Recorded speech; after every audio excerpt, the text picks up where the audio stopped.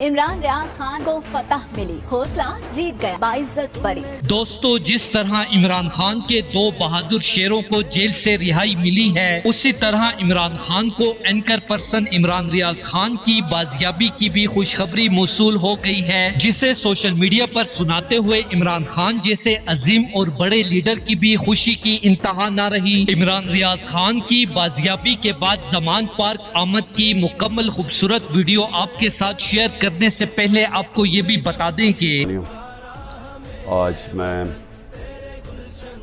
इमरान रियाज खान रिहाई पे मुझे खुशी इसलिए है कि एक तो ये साबित हो गया कि बेकसूर था, इसको तकरीबन इन्होंने जेल में रखा।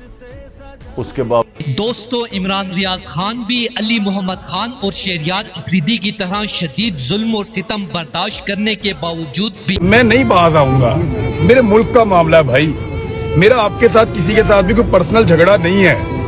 मेरा अगर किसी के साथ कोई पर्सनल झगड़ा होता भाई मैं खुद माफी मांग लेता।